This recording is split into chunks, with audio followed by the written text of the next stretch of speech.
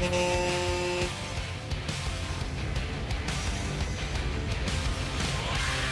we decided to go live here at least one more time as, again, like literally every 5 minutes, this convoy drove by another several trucks, and they all just started honking.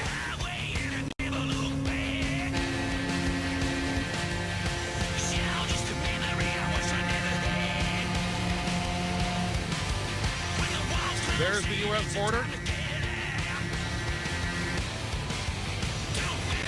The trucks have already started their circle, so they turn around right there, right in front of the border, where me and Kurt just got kicked out of. A security guard came out and asked us to leave. They said, we think they might have lied to us and said that we were on their property.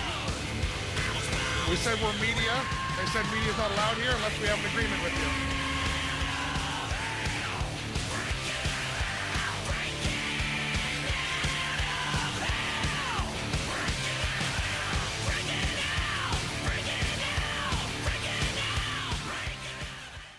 Pierre Leprof, vulgarisateur, ma 103e capsule, là, et aujourd'hui je la fais là, pour poursuivre un peu la foulée là, des événements assez extraordinaires dont on est témoin, particulièrement le convoi pour la liberté 2022. Écoutez, on parle maintenant là, de 70 000 camions qui vont déferler sur Ottawa le 28 janvier. C'est un véritable cauchemar. Je ne voudrais pas être à la place du premier ministre. Pour moi, Trudeau va se caler une petite vacance là, dans le sud pour 2 semaines. Ça ne me surprendrait pas. Il est assez pisseux pour ça. T'en fais quelqu'un, Justin Trudeau?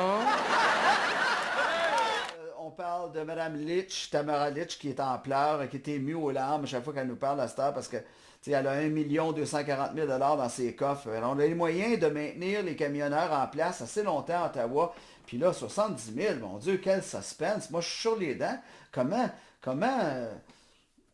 ça va évoluer tout ça, pacifiquement, paisiblement? J'en doute pas que ça va être pacifique, mais je veux dire, c'est une occupation presque militaire, là. C'est juste qu'il n'y a pas de fusil, il n'y a pas de bazooka. Mais on rentre là avec des tanks, là, 70 000. Quoi?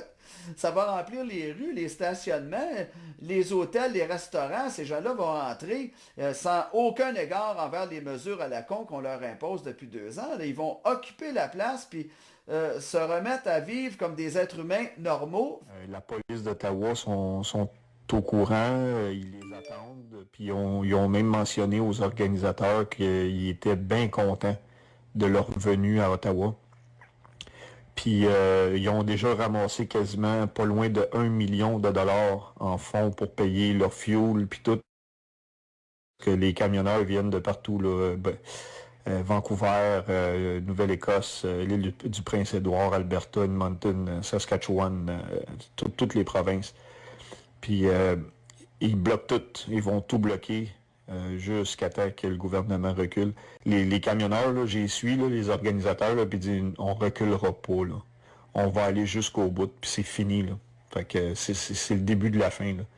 Fait que c'est un gros mouvement, mon chum, là, c'est débile. Ça va être quelque chose du jamais vu au Canada. Je vous rappelle que M. Trudeau a rencontré M. Legault il y a une couple de semaines. Vous comprenez maintenant pourquoi. OK? C'est important que vous le réalisiez aussi. Évidemment, on parlait sans doute de ces mesures qu'on allait imposer aux transporteurs frontaliers, sans se douter de la réaction qui s'en suivrait, là. Mais c'est sûr qu'on planifiait ce coup-là. On planifie aussi, n'en doutez pas, de rendre les premières injections obligatoires. Là, on a un État policier sous le nez, comme il se produit présentement en Italie, en Grèce et en Autriche. Laboratoire pour mondialistes, le projet pilote de mondialistes, le Québec c'en est un aussi. M. Legault ne voudra pas être en reste, il en a parlé avec M. Trudeau, ils ont probablement parlé ensemble aussi d'un système de coordination des systèmes d'impôts là, pour pénaliser les non-injectés avec cette contribution sanitaire. On joue le tout pour le tout, c'est ça que je veux vous faire comprendre. C'est une guerre d'usure, ça c'est le terme que je voulais vraiment, sur lequel je voulais insister là. C'est une guerre d'usure qu'on appelle techniquement une guerre d'attrition. Tu sais, la guerre d'attrition, là, c'est comment user les réserves et les forces de l'ennemi, petit peu par petit peu. C'est pas une guerre classique, là, baïonnette contre baïonnette. Là. C'est comment affaiblir l'autre, comment l'avoir à l'usure. C'est ça une guerre d'attrition. Et c'est dans lequel nous sommes pris présentement. OK? C'est pas le temps d'être zen. de faire du macramé, puis du granola, puis manger des bâtons, là. C'est le temps de répondre du tac au tac. OK? Puis là, les camionneurs canadiens ont décidé qu'ils jouaient le tout pour le tout. C'est ça qui est grave, là. Parce qu'il n'y a plus de revenez-y après ça, là. Pour revenir d'Ottawa, vainqueur ou vaincu. OK? Puis il n'y aura pas de demi-mesure. Puis si on sort de là vaincu, ben, craignez pas que là, les Legault et les Trudeau de ce monde vont s'en donner à cœur joie. Tandis que là, en ce moment, ils sont dans leurs petits souliers, OK? Ils font un petit pipi doré. Enfin, quelqu'un, Justin Trudeau? OK? Ils sont terrorisés, terrifiés par ce qui se développe en ce moment. D'ailleurs, je ne serais pas surpris que Fiston essaie d'imiter papa Trudeau, dans le sens que comme papa, il a 2 mandats, c'est son 2e mandat, comme papa, il est en train de ruiner le pays. Fuck you, Trudeau. Comme papa, il va peut-être aussi décider de faire appel à l'armée, comme lors des événements d'octobre 70. Hey, c'est rien que ça qui manque, là, pour avoir fait une répétition parfaite, tu sais, une réplique parfaite du règne de son père. Alors, c'est très facile, hein? Tu fais des blocages routiers, puis tu bloques l'accès aux camionneurs, puis tu dis non, c'est un état d'urgence, puis ta. Puis méfiez-vous aussi des opérations faux drapeau.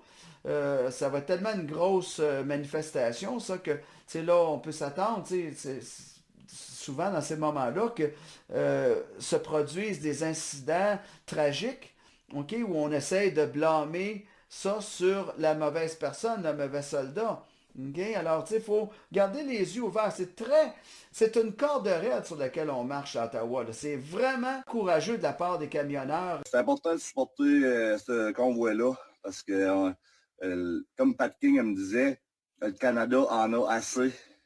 Québec, lève-toi, on a besoin de toi. Il disait que partout au Canada, ça lève, le monde en a assez. Puis ils regardent le Québec aller, puis ils n'en reviennent pas. C'est même pas aussi pire que ça dans des régions comme Alberta. Puis ils veulent pas que ça devienne comme le Québec. Fait que c'est pour ça qu'ils se battent. Ils se battent pour nous autres. Fait que c'est à nous autres à se battre aussi. Là, on est rendu à... faut s'unir tous ensemble, que tu sois vacciné ou non vacciné. La question est plus là. On est dépassé ça sur une crise de temps. Là on est rendu que tu trouves pas ça normal ce qui se passe au Québec. Il y a des règles excessives, des commerces fermés, des gyms fermés. Là, ils vont peut-être te donner de la corde pour te faire plaisir parce que la pression est tellement forte. Moi, je dis, lâchez pas la pression. On lâchera pas la pression. Moi, je la lâcherai pas la pression. Je dis à tous les commerces, ouvrez. On est rendu là. L'autre bord des lignes, moi, je suis allé de mes yeux vus.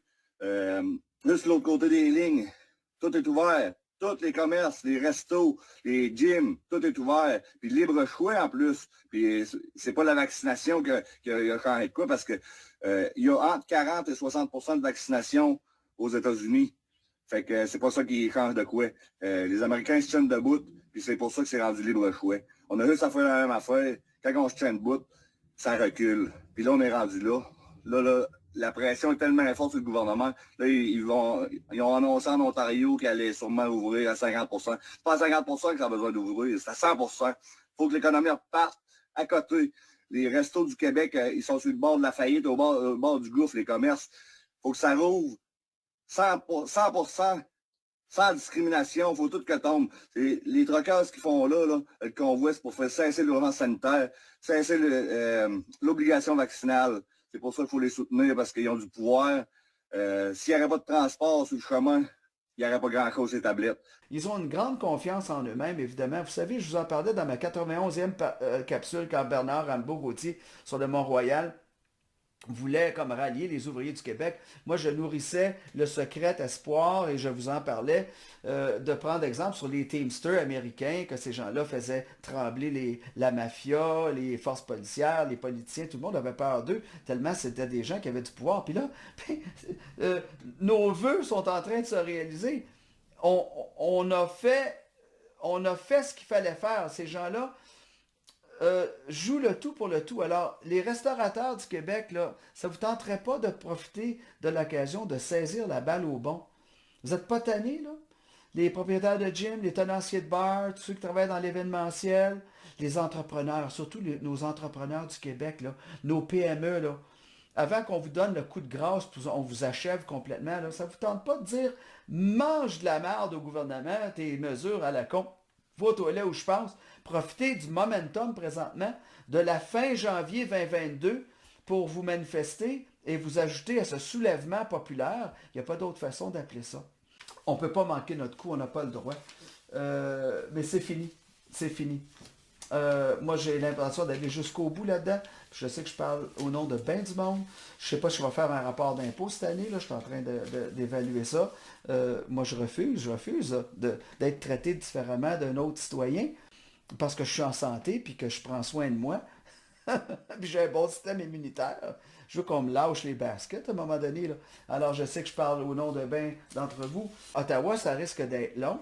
Mais après ça, il faut s'occuper de Québec. Puis, mais qu'il ait fini, toute cette belle gang-là s'en va à Québec, au Parlement, et s'en va sortir Legault de là après.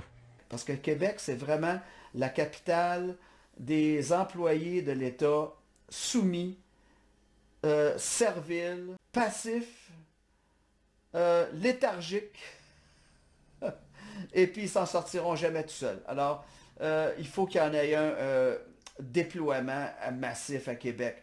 Après, alors on veut savoir c'est quoi qui se coordonne de cette façon-là. Alors je vous tiens au courant dès que j'ai des nouvelles. Messieurs, dames, bonne fin de journée, au revoir. Bonne journée. Fuck you, Legault. En 2022, on nettoie ça. Là. On nettoie ça, les tenaces, les gens qui ne lâchent jamais, ceux qui se tiennent debout vont réussir par gagner. J'ai soulevé 2 fois dans les dernières minutes l'idée que les restaurateurs seraient peut-être les gens qui pourraient nous sortir de cette histoire, ce genre de soap. On dirait qu'on est dans The Young and the Restless. D'ailleurs, Jeff, Mr. White, il y en aurait une cote d'une journaliste qui parle du mouvement de protestation des restaurateurs à Dubé. Merci. En suivi, Monsieur le ministre, vous m'ouvrez la porte. Restaurant, gym, il y a le fameux mouvement national là, sans code QR qui a lancé un mouvement qui semble prendre beaucoup de popularité, en tout cas sur le web. L'ouverture des restaurants à pleine capacité le 30 janvier. Lorsqu'on parle d'adhésion sociale des mesures, est-ce qu'il y a un effritement un peu plus au-delà de ce qu'on voyait dans les dernières semaines? Ben écoutez, premièrement, c'est pour ça que j'en parle, parce qu'il faut faire attention de ne pas donner de raison à ces gens-là de s'encourager à ne pas respecter les règles. Parce que c'est pas pour rien aujourd'hui qu'on est en train de parler de protocole de priorisation. Là. Je vous le dis, là, la situation dans les hôpitaux, si les gens n'ont pas compris en ce moment qu'on est rendu au bout du rouleau, là. On est rendu vraiment au maximum de l'élastique qu'on a pu tirer. Ne cherchez pas la province de Québec, on est les bons derniers, en ce qui concerne le nombre de lits d'hôpital par million de personnes.